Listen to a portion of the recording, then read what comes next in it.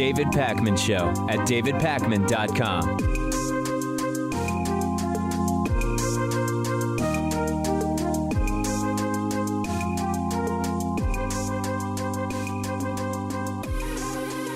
Okay, so today I want to start the show by talking about the strategy of the 2020 Democratic primary. So I'm not going to focus so much on political issues today as far as what positions do I agree with and don't I agree with. If you've been watching this show, if you've been listening to the podcast or the radio show for a while, you know that my politics, for example, are to the left of Joe Biden. So I would like a more progressive nominee. I like Bernie Sanders. I like Elizabeth Warren. From the sort of more well-known candidates, I like some of Andrew Yang's ideas, although I have questions about the way he would implement some of them. But the point is, Joe Biden is a Hillary Clinton centrist. And while I think Joe Biden's a great debater, as I've said before, that doesn't mean that I actually want Joe Biden to be president of the United States, given other options. Joe's politics are to my right. But I've made it really clear that if Biden's the nominee, I'm not going to vote for him in the primary. But if he wins the primary, if Biden's the nominee, I'm sure as hell voting for Joe Biden over Donald Trump. But that's the sort of political stuff. I don't want to talk so much about the politics, but what instead is the strategy of running another centrist Democrat against Donald Trump after what happened in 2016 with Hillary Clinton. One of the biggest red flags for me when it comes to strategy from Joe Biden came on day one of Joe Biden's campaign, where he didn't really do an announcement where he presents his ideas, his platform. He didn't even tout too many of his credentials, which are actually numerous, although they still don't make him anything other than a centrist. Biden focused on Charlottesville and Trump. So we'll see whether this changes as Joe Biden keeps campaigning.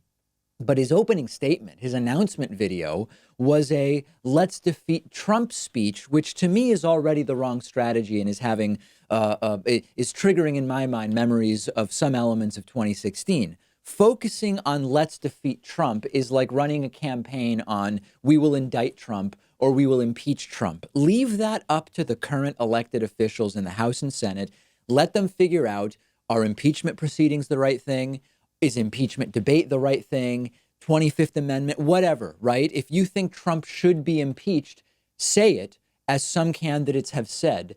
But the campaign can't just be about Trump is bad on Charlottesville and I'm going to be better. So problem one for Biden in strategy is that so far it's been hugely about the platform is get rid of Donald Trump.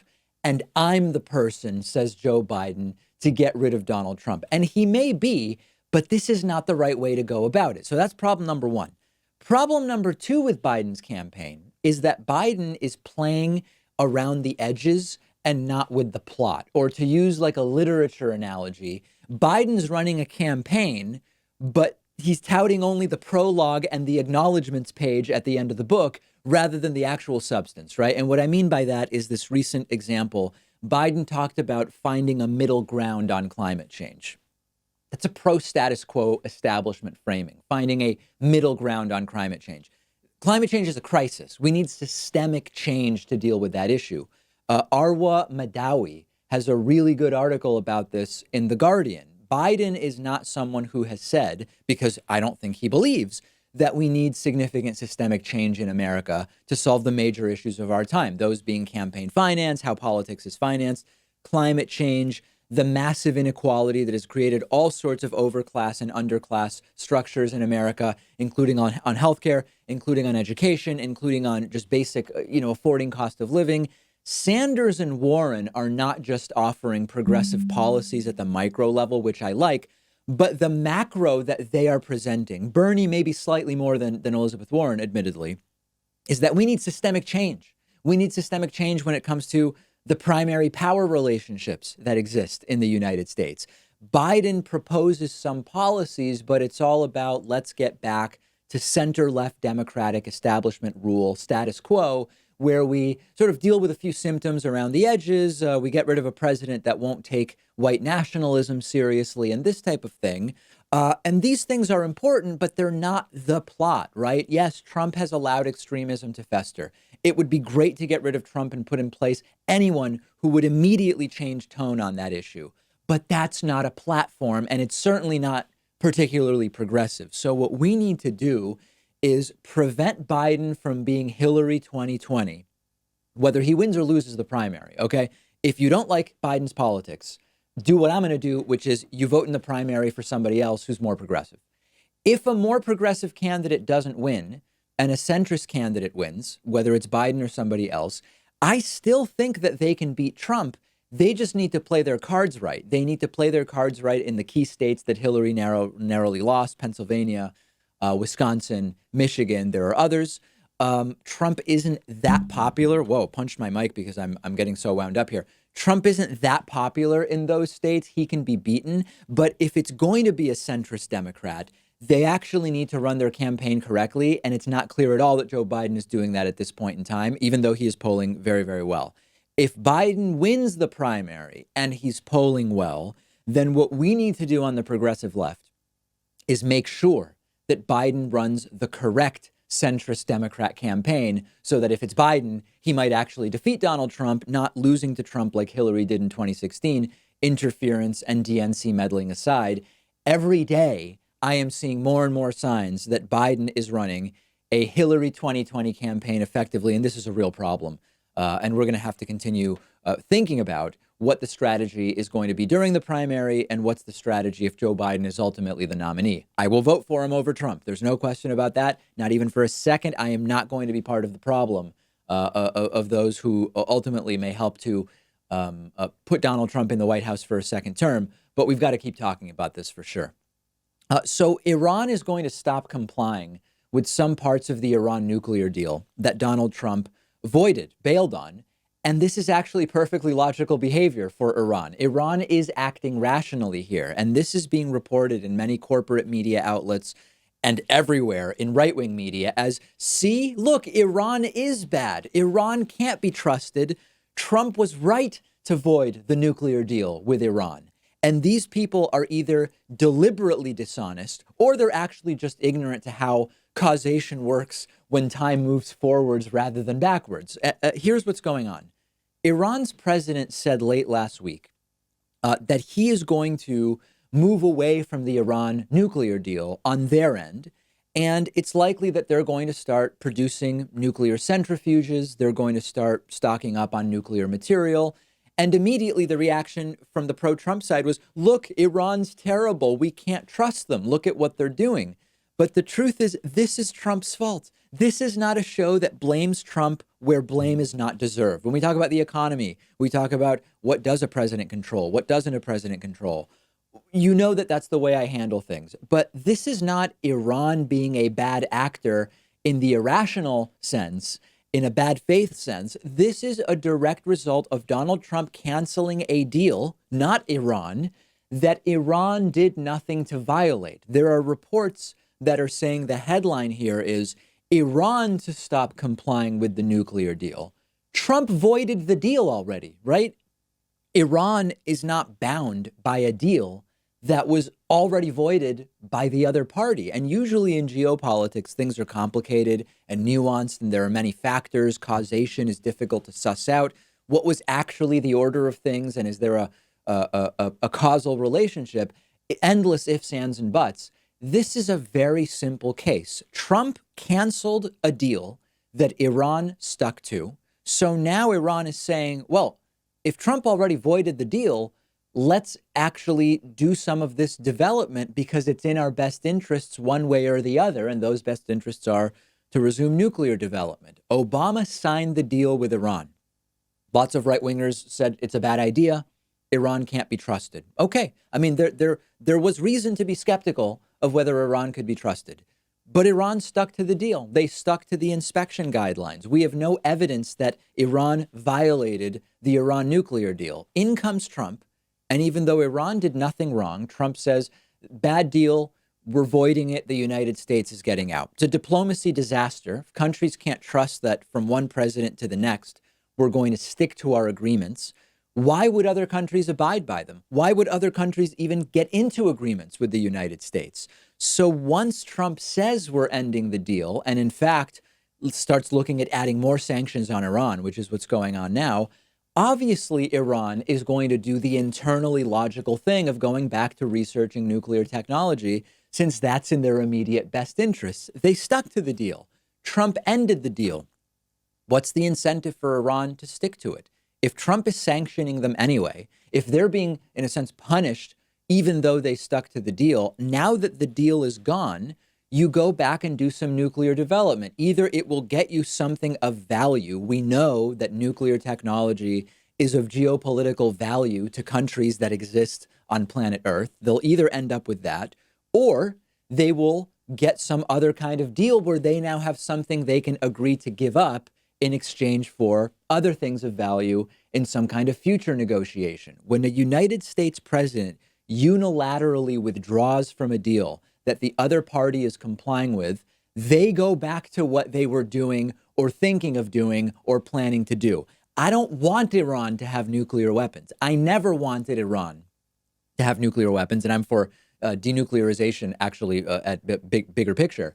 But the policy of undo everything Obama did turns out to be a really bad foreign policy platform. And this is one of the obvious, predictable results that we've been talking about since Donald Trump said we're avoiding the Iran nuclear deal. Is there any other possible interpretation and assessment of this? I want to hear from you. I'm on Twitter at dpacman, and the show is on Twitter at David Pakman Show. Let me know. The David Pakman Show at davidpakman.com.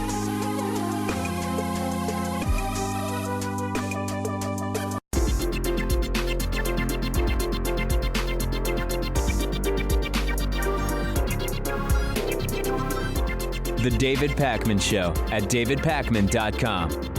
Let me say a big thank you today to Janny Woods, who is today's new David Pakman Show member of the day. This is a program that not only is supported by, but actually depends on the support of folks like Janny who become members at davidpakman.com/membership.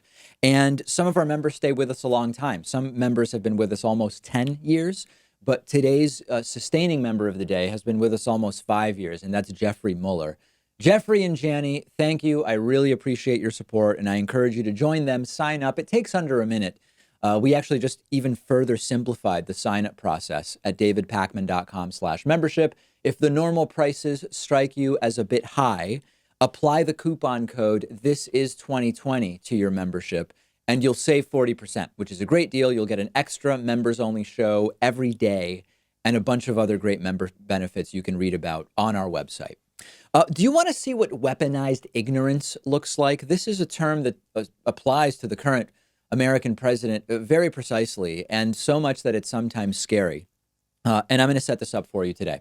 So Trump puts new tariffs on China again, starting today.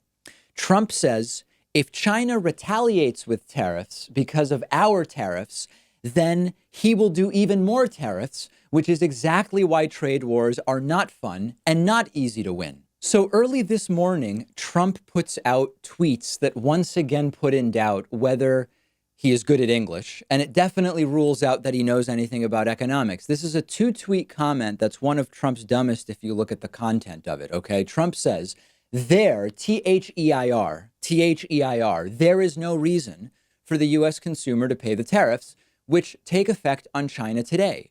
This has been proven recently when only 4 points were paid by the U.S., 21 points by China, because China subsidizes product to such a large degree.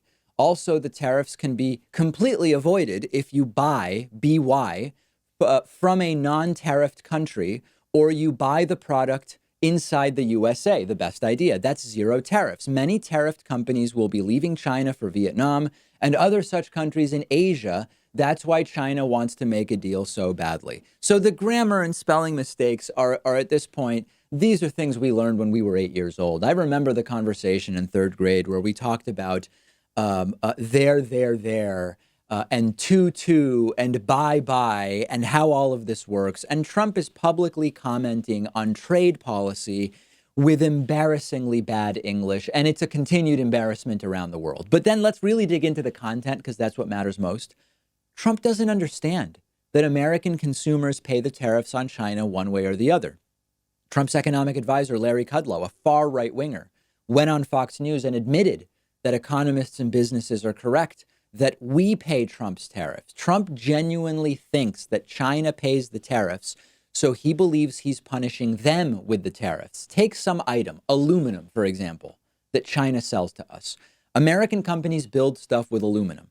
When they buy Chinese aluminum, they start to pay a tariff on it, on that aluminum, to the United States government, right? The American company pays the tariff to the American government on the Chinese aluminum. The Chinese company still just gets paid for the aluminum.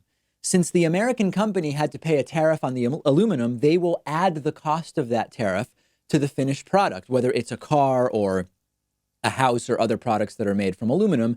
And so the American consumer, in the end, pays the tariff. The idea is, as Trump suggests, if the tariffs are high enough, it will make American companies and American consumers get their aluminum from American companies instead. But in reality, it's just not that simple. Very often, the products that are tariffed aren't available as easily in the United States, or the cost difference is still so great that it still is cheaper to pay the tariff on the foreign stuff and keep buying the foreign stuff, which is just a net negative for American consumers and American corporations. This is a red alert because Donald Trump thinks that tariffs are a good idea because he doesn't know how they actually work. He is destroying the economy with these tariffs that have no off-ramp. They're only escalating, not de-escalating. And he thinks that they work in a completely different way than they actually do. He has to be stopped. He has to be removed. And the easiest and most direct path is just voting him out in November of 2020. There's a really interesting segment from the weekend where conservative superhero Ben Shapiro was interviewed by the BBC's Andrew Neil. And Ben Shapiro cut the interview short over what he perceived to be the liberal bias of the interviewer. And he's now ended up apologizing it. And the most interesting thing about all of this to me is that it happened because Ben Shapiro abandoned some of his supposedly most important principles. He's against identity politics, and he's for facts over feelings. And in short, Ben Shapiro made a call, the wrong call, about the identity of the interviewer as a lefty, which Andrew Neil is not. And that identity-based decision that Ben Shapiro made was based not on the facts, but on Ben Shapiro's feelings about the interviewer, which is the opposite of Ben's facts over feelings mantra. So let's get right to it. This is Andrew Neil, who was in the Conservative Club in college. He worked for the British Conservative Party. He was a correspondent for the conservative publication, The Economist. And the point is, there is no leftist progressive streak to Andrew Neil by any means. And Andrew Neil asks Ben Shapiro to defend things that Ben has said. He asks simple questions, and Ben can't handle it. He was triggered that he wasn't given a safe space on BBC. So he implodes, ends the interview early. Let's look at one clip first where Ben's feelings sort of get the best of him and he attacks the journalist rather than talking about ideas. Some of the ideas that are popular in your side of politics would seem to take us back to the Dark Ages, Georgia, new abortion laws, which you are much in favor of, that a woman who miscarries could get 30 years. A Georgian woman who travels to another state for an abortion procedure could get 10 years. These are extreme hard policies. Well, okay, a couple of things. One, I'm not sure. I mean, frankly, I don't know whether are you an objective journalist or are you an opinion journalist? I'm a journalist that asks questions.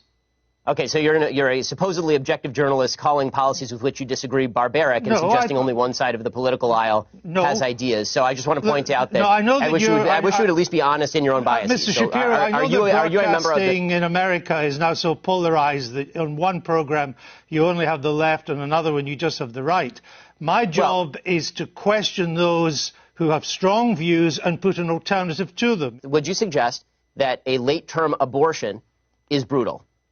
I'm not taking a view on this issue. I'm asking you the question. And eventually Ben has just had enough and can't handle it when his identity argument implodes. He does ad hominems that the interviewer is less than Ben because Ben hasn't even heard of the interviewer. That's a form of personal attack and ad hominem. And it really gets ugly and, more importantly, very, very stupid. Why is it that a bill banning abortions after a woman has been pregnant for 6 weeks is not a return to the Dark Ages? What's your answer? My answer is something called science. Human life exists at conception. It ought to be protected. Now, back to my question to you. You purport to be an objective journalist. BBC purports to be an objective down-the-middle network. It obviously is not. It never has been. And you as a journalist are proceeding to call one side of the political aisle ignorant, barbaric, and sending us back to the Dark Ages. Why don't you just say that you're on the left? Is this so hard for you? Why can't you just be honest? Mr. Seriously, Shapiro, it's a serious question. Mr. Shapiro, if you only knew how ridiculous that statement is, you wouldn't have said it. I just Really? asked you a question.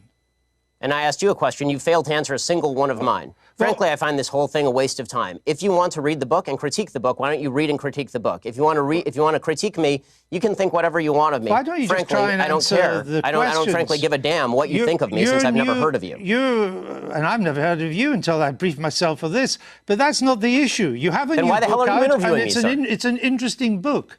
But my point is, your book claims that well, it'd be society... nice if you would quote it from time to time. Your book is... Well, actually, I've done so several times, and I'm about to do so again, if you would let me just finish the question.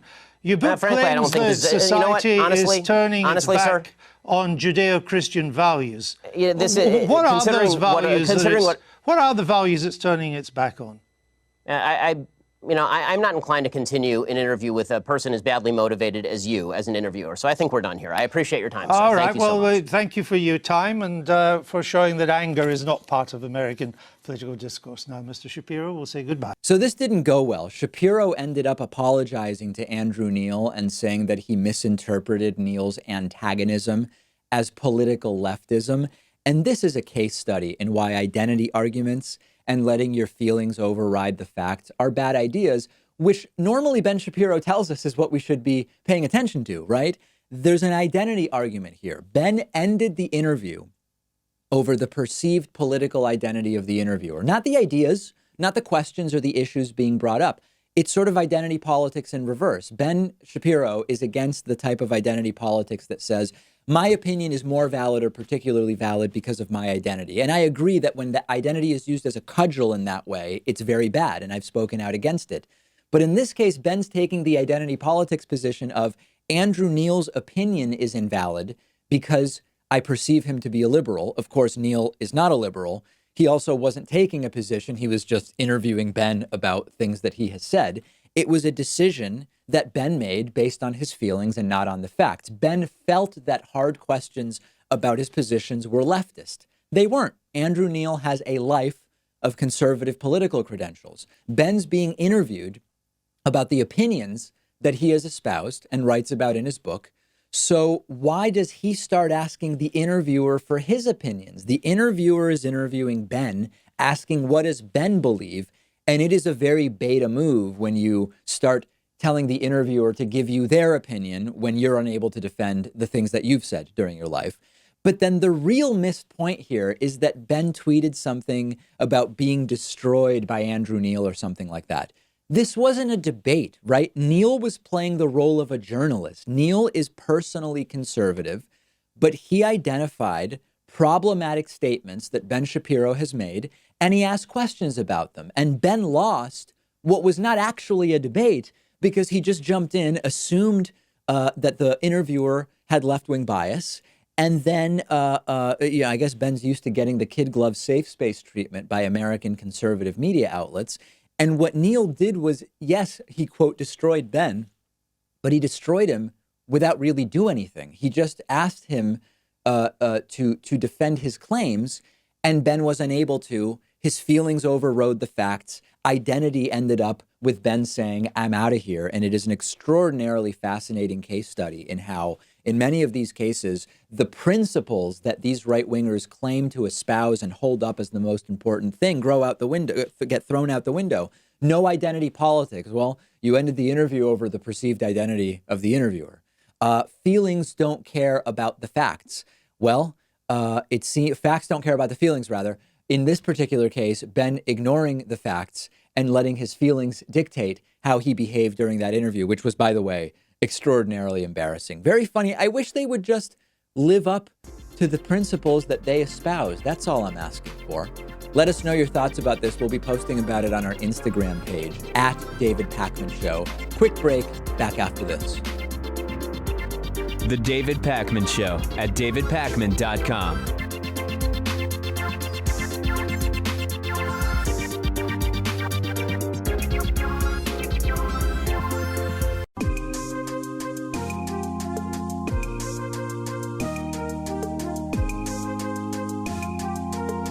Welcome back to the David Pakman Show. It's great to welcome back to the program today Andrew Seidel, who's a civil rights and constitutional attorney with the Freedom from Religion Foundation, where he serves as the director of strategic response, works to keep state and church separate. His new book is The Founding Myth: Why Christian Nationalism is Un-American. Andrew, so great to have you back on. Thank you for having me on. It really is a pleasure. I appreciate it, David. So we recently did a story which was called something like The Founding Fathers Were Progressive and You Should Be Too.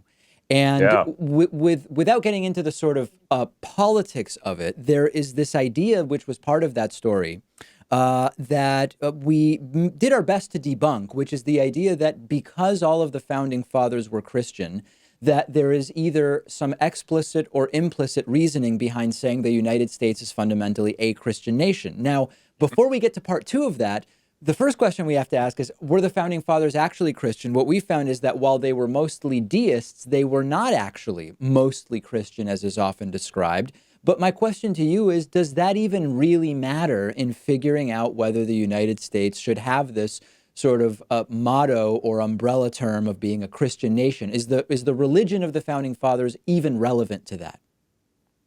My contention is that it is not. And this is the argument that I try to make in The Founding Myth. It's a really interesting conversation, and it's fascinating to delve into the beliefs of the founders. But when you're talking about, well, is this actually a Christian nation? It doesn't matter. Let's just agree for a second, for the sake of argument, that all the founders were these Bible-believing, Jesus rose from the dead Christians. You would still then have to connect those beliefs to the founding of the United States. And just because somebody is religious, their religion doesn't claim ownership over every other idea that their mind generates. For instance, blue jeans were invented by two Jewish guys, but we don't go around calling them Jewish blue jeans. They're just blue jeans. Well, you should see some of the YouTube comments I get before you say nobody's doing that. But yeah, I know we shouldn't be doing that. Yeah, and I don't think we can judge everything by the YouTube comments, because they do. Yes. It degenerates quick down there. Sorry, everybody. But the larger point, I think, is you would still have to connect it to the founding, and you can't do that. And when you look at what the founders talked about and believed and actually wrote into the founding documents, they really did believe in the separation of state and church. They were trying to keep religion out of government and government out of religion. And that was kind of one of the big ideas that was unique to America. It was the first time that had been put into practice. And it was, it's the American invention, and it's probably our biggest contribution to political science. And we ought to be proud of that fact as Americans, proud of the separation of state and church, proud of its progressive leanings, I think, as well. So if indeed the original founders did not have this belief of sort of Christian nationalism as the basis for the United States of America, and now there is a wing of the American political sphere that does have that belief, at some point something made that belief start among a certain wing of the American political sphere. Where did that start? Where did it come from? Where did this idea, this talking point that became very prevalent in certain political circles start from, if not with the actual founders? And that's a fascinating question. So Christian nationalism is really this idea that the United States not only was founded as a Christian nation, but it was founded on Judeo-Christian principles. Yeah. But the coda to that is that it needs to return to those principles. So really, and that's the driving, motivating force for Christian nationalists. They're trying to get this return, and it's golden age thinking, really, except that the problem for them is that we never were founded as a Christian nation. So you saw it really the rise of Christian nationalism began with sort of the rise of the moral majority, and it didn't really get that name, Christian nationalism, until the mid-2000s. And it was always sort of this impotent little sideshow on the fringes of conservative politics, on the fringes of conservative religion. But that all changed with the 2016 election because Donald Trump rode a wave of Christian nationalism into the highest office in the land. I mean, he is not president in spite of his Christian nationalist leanings and rhetoric, but because of that Christian nationalist rhetoric. Yeah, and that gets us to making this distinction, which is an important one, between between Christianity, so to speak, and Christian nationalism. Because I think, as many have obviously pointed out, if you compare Donald Trump's philosophy and the way he's lived his life to the sort of Christian Bible, you see a lot of contradictions there. You see a lot of problems. But ultimately, most evangelical Christians did vote for Donald Trump. And it seems to me, Andrew, and correct me if I'm wrong, that underlying it is that even though Donald Trump may not have personally lived his life as a Christian, the nationalistic undertones of Donald Trump's campaign are in line with this broader idea of Christian nationalism that seems to be kind of separate from one identifying as a Baptist or as an evangelical, for example. No, and that's absolutely right. And it's really important that people understand that. The number one predictor of whether or not somebody would vote for Donald Trump in the 2016 election was not political party, and it was not their religion. It wasn't even whether or not they were racist, socioeconomic status, none of that. The number one predictor was whether or not somebody believed that the United States was a Christian nation. So Christian nationalism was the best indicator of whether or not somebody would have been a Donald Trump voter in the 2016 election. That data is pretty ironclad now. Andrew Whitehead out of the University of Clemson has done a number of studies on this. It's very clear. So Trump wasn't tapping into even the Republican Party or even into the evangelical movement. There's just happens to be a huge overlap between those two and Christian nationalism. That was really what he was tapping into to win this election. What about this a little more amorphous idea of you alluded to it already, Judeo-Christian values, which is we can slice and dice the exact religions of the founders.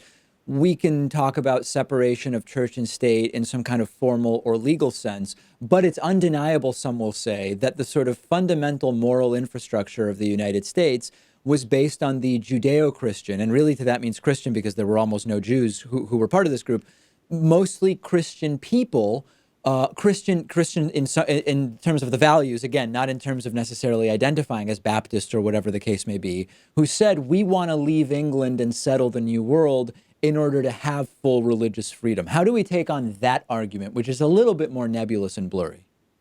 And that's exactly what I try to do in the founding myth. And it is more nebulous and blurry, and that's why it's the fallback position. If you can push back on we're not founded as a Christian nation, the next argument you always get is, well, I really meant we were founded on Judeo-Christian principles. And that's really what the founding myth pushes back on. And so what I did was I actually compared the Judeo-Christian principles from the Bible. I looked at every one of the 10 commandments, and then I compared those to the founding principles of the United States, to those elements of political science and political philosophy that the founders used to actually build this country. And what I discovered was not just that Judeo-Christian principles didn't influence the founding, but that they're fundamentally opposed to the founding of the United States. What's an example? Give like one or two examples of that, if you can. I mean, the best example would be, let's just focus on the first commandment. Right? The first commandment is, I am the Lord your God. You shall have no other gods before me. It runs completely counter to one of our founding principles, religious liberty. You can worship no God. You can worship 100 gods. You get to have free religious liberty in this country.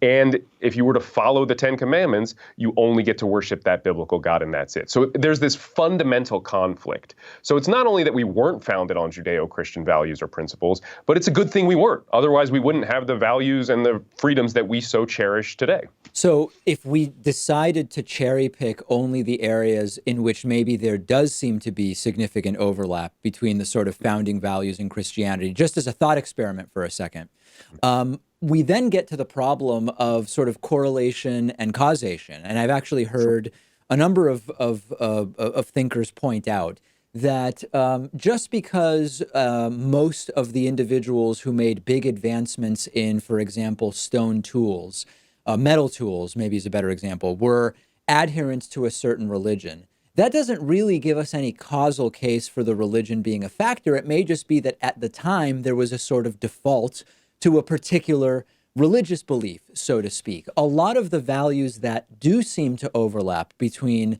the founders of the U.S. and Christianity are values that existed much more than 5,000 years ago in human societies anyway. So then the question is, are they really even Christian values? And that's a really excellent point, and it is one that I do make in the founding myth in a couple different places. One thing that we often hear is, well, the United States was founded on the Golden Rule. And I think that's a hard argument to make, actually, but I just assume for the sake of argument in the book that that is true. But then the next question is, well, is the Golden Rule really a Christian principle? And my argument is that it's not. This is a universal human principle that every successful society we know of has developed on its own. I mean, a 2-, 3-, 4-year-old child can understand the idea of reciprocal morality. It's really not a difficult concept. And to allow Christianity or even Christian nationalism to claim it as its own is to me a form of arrogance that I don't think we should allow to stand. Can you talk a little bit about slogans like "In God We Trust" on money, or "One Nation Under God," or the addition of a reference to God in the Pledge of Allegiance, and the role that those slogans have in perpetuating these ideas of the United States as a Christian nation? I mean, they have a huge role in perpetuating that myth, and the role is deliberate. So, one thing that I think maybe our side is pretty good at when it comes to pushing back on those mottos is pointing out that none of those are from the founding generation. But then we tend to leave it at that. And in the founding myth, I really wanted to go beyond that. So I explore how these phrases entered our vernacular.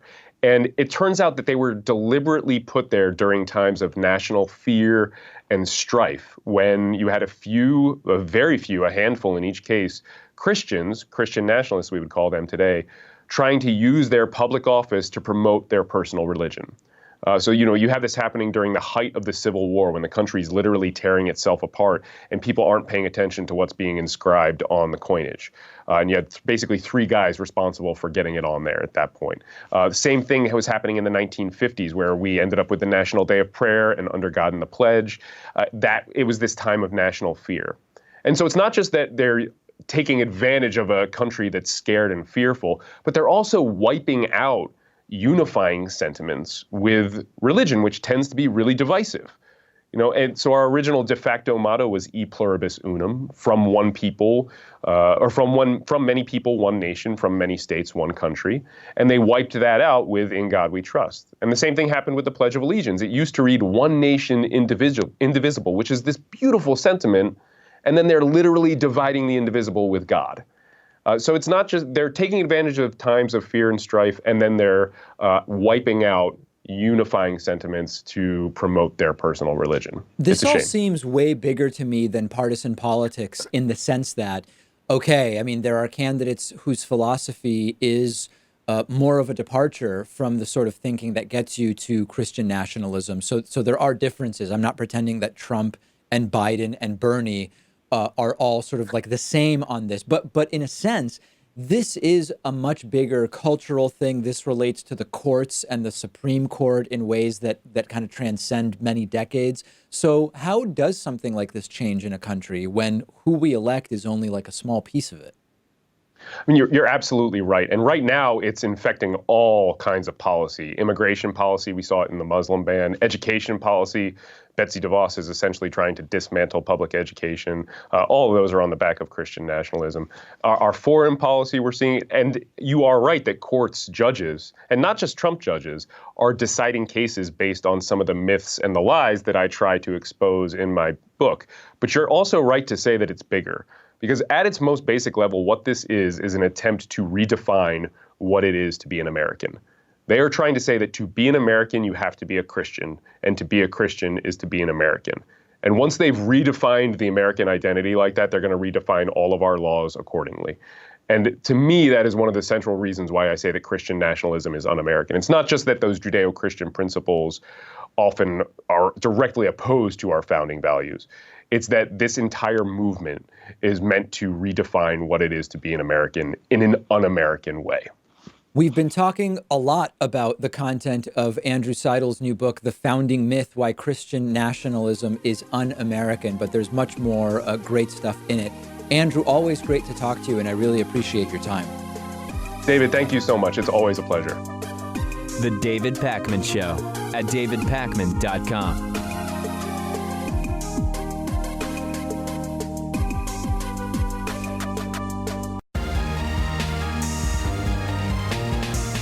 The David Pakman Show at davidpakman.com.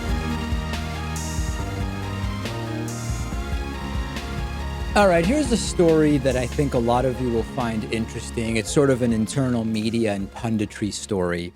Dave Rubin was confronted by a couple of students, actually, during recent events. One of the events was sponsored by the right-wing organization Turning Point USA.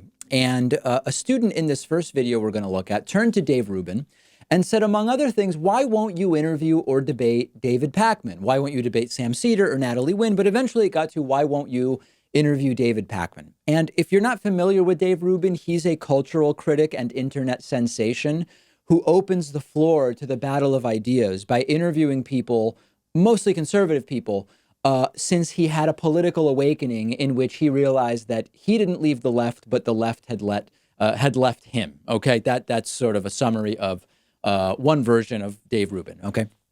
Anyway, I used to sort of be friends with Dave Rubin, and we would talk on the phone privately. I at one point had an open invite to do his show sort of like whenever I'm in Los Angeles. I've tried to take him up on that. Last time I was in LA, it didn't work. It hasn't happened for a variety of reasons. And Sam Seder from the Majority Report has actually been trying to debate Dave. I've been hoping more to just have a conversation about ideas that I think are good ones and that I can defend with facts. And he's not done any of these interviews. Some say he's dodging. Others say he's simply correct not to interview bad faith actors like me, I guess, or Sam Seder. I don't know. So a student confronts him at Santa Clara University a few days ago, asks him about this. Let's take a look at how it went. Hey, Dave. So I've been watching your program since about like early time in high school. Now I'm in college, so it's been a while. But one thing that I really liked, something that you talked about here was the difference between diversity of thought and diversity of identity. Sure. Now, the thing with a diversity of thought is I feel like that's a problem you actually perpetuate on your show, because the only time you really have left-wing guests are when they're members of the intellectual dark web, such as Harris or Weinstein, and they're only there for the bulk of the time to talk about the regressive left. And so I pretty much wanted to ask you, why won't you have Sam Seder on? Yeah, he's recording it too. Okay. Yeah, I mean, the guy's he's just a dishonest player who's just lied about me repeatedly. Like, I'm not going to do it. So would you be willing to have Natalie Wynn of ContraPoints or David Pakman or Kyle Kalinske? All of these are progressives who have... I'm not, in principle, I'm not against having any of them, but I'm not going to have people that attack me personally. I think it's pretty obvious if you watch what I did up here. Like, I don't attack people personally. I'm happy to talk about ideas. You're going to go after me personally, if you're going to lie about me and slander me and things like that. Like, it's just not the game I'm playing. There's no win in it for me. You know, I have a certain set of rules when it comes to talking to people and how I sort of behave as a public person. And if you don't have rules, like, I'm just not that interested. So he calls Sam a dishonest player. He's asked about me and others. And I guess he says in this clip, he's not in principle against it, but he's not going to interview people who attack him personally or who lie about him or who slander him. And when I saw this, I thought, he can't be saying I'm attacking him personally, right? Or that I'm lying about him. I mean, he knows me. We used to text each other, talk on the phone. He's no longer on the left and I'm on the left, but he knows I'm a good faith actor, right? Like, I don't think he's including me in that. And just a few days later at the University of Delaware, again, he's asked about me and claims Pakman has lied about me multiple times. Take a listen to this. The audio is not great, but you can hear it. Yeah. All right, let's last one, because I am a leftist. Yeah, all right, easy question. Yes. Is there anyone, I know you won't debate Sam Seder or the Majority Report, is there anyone on the progressives, David Pakman or from Counterpoints, that you would be willing to have a discussion with? Anyone that won't go after me, Pakman's lied about me a bunch of times. I know you had him on the show once. Oh yeah, and I did have him on the show. I mean, again, this is what I would say is, if the lefties that I've had on consistently, who I think are my good friends, if that's not left enough for you. Pakman has lied about me many times.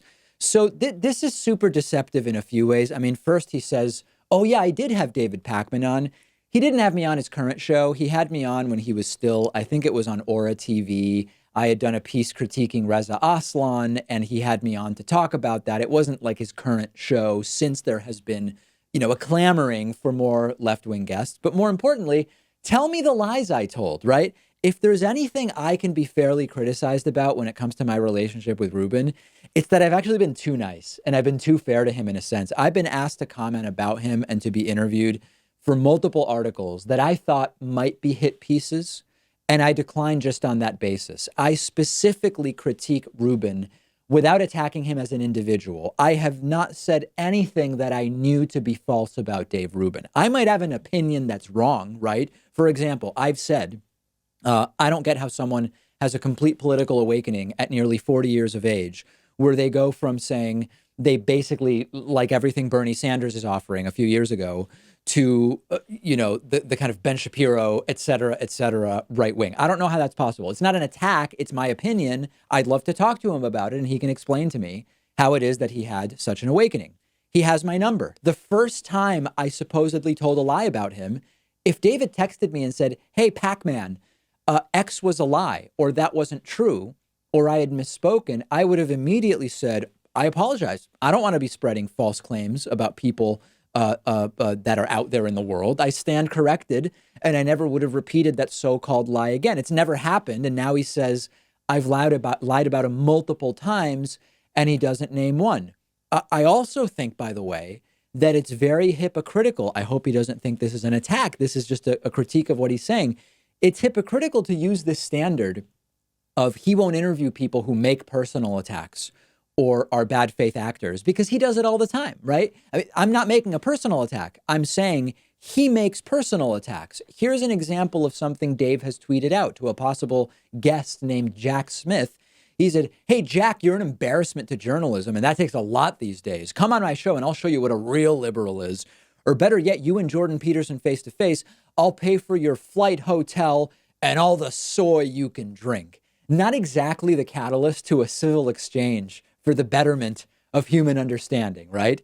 Another example, to Sarah Silverman, the comedian who is politically on the left. She had tweeted something about how racists rarely think that they are racist.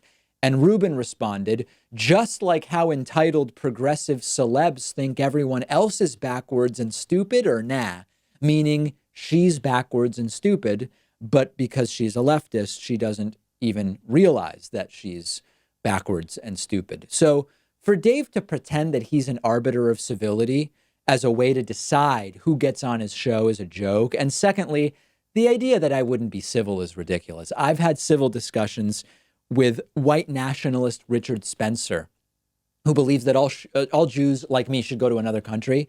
I had a civil discussion with Jesse Lee Peterson, who opened the show by saying that the show started late because he's black and black people are regularly late, and told me I am a beta male because I'm a progressive. And I still managed to have a civil conversation with him. So if anyone on the list that was given during these questions by the students in the audience could guarantee a civil discussion, I would argue that it's me. Maybe Dave's not pleased with how our interview went the last time that we did an interview, which was years ago. I don't think he would agree to an interview at this point. We'll be republishing that to YouTube and Facebook at some point soon, since a lot of you didn't see it. But I don't believe that this is honest. It's not a personal attack, Dave. I'm saying I don't believe that you're being honest. I want to talk with you about what these lies are, and then we can adjudicate them. Let's have the conversation. I may actually be in LA relatively soon, and I'll mention that if I'm going to be, and maybe we can actually sit down and have this conversation. Speaking of which, so lately I've been doing these longer YouTube live streams. I had an hour or 75-minute sort of debate conversation with Stephen Bennell, who's a streamer known as Destiny. We talked about ad boycotts as a strategy in politics.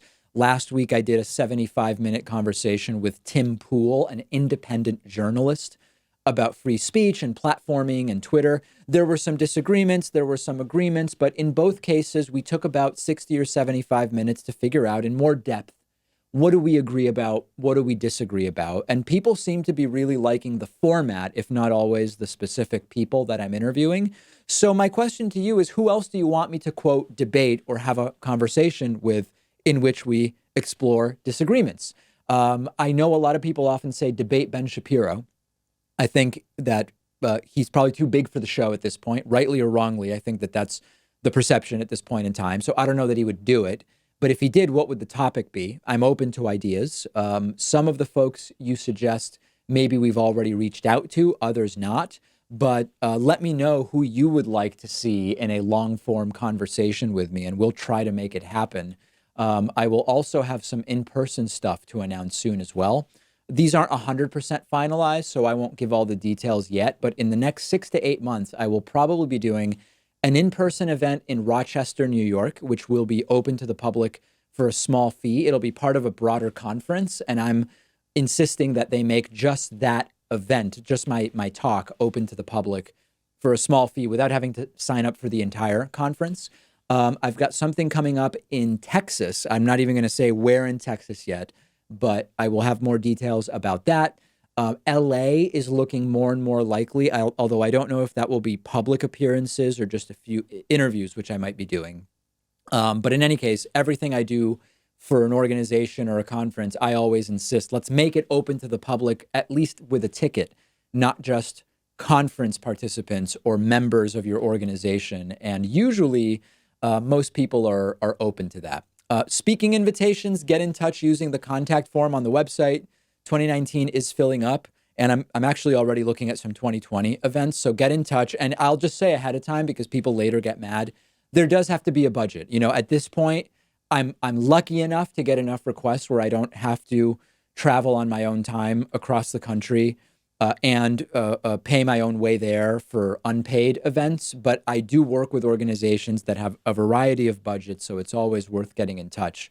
And at least 3 very exciting things to announce in the very, very near future. We have a voicemail number. That number is 219-2-DAVID-P. Here's a voicemail about maybe, I guess, what we would call it like a different approach to getting single-payer healthcare going. Take a look. Hi, David. My name is Rini. I'm calling from Canada. I don't have time to get on your show, so I'm going to leave you a message. Why is the United States getting so hyped up over single-payer health? It started in one province in Canada, one province, and it spread across the country little by little. It wasn't a massive overturn of the country. It only has to start in one state. Everyone can watch, see how it works. It doesn't have to be a nationwide experiment. I would like to get your thoughts on this. Thank you. Bye. Well, listen, Rini, you're not wrong. But if there's one thing history has proven to us, it's that just because Canadians are able to do something logical doesn't mean Americans are going to do it. Just because Canadians and Australians and Argentinians and the Swiss and the Swedish and the Norwegians and the Germans and the French and the Belgians and I could go on, right? Just because they're all able to do something logical does not mean that the United States is able to on that basis. And in fact, Vermont was going to do single payer at the state level under, I believe it was Governor Peter Shumlin, and it ended up falling apart for a variety of different reasons. So you're completely right that I would love to see Massachusetts actually do this. Massachusetts led the way.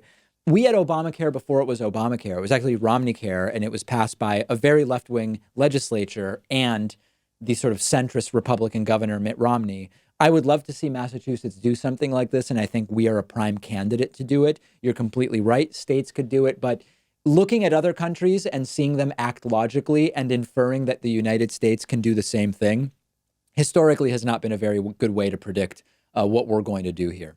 We've got a great bonus show coming up for you today. 2 ways to access it. Become a member at davidpakman.com/membership. Become a patron at patreon.com/davidpakmanshow. Great stories on the bonus show, including the disappearance of Beto O'Rourke.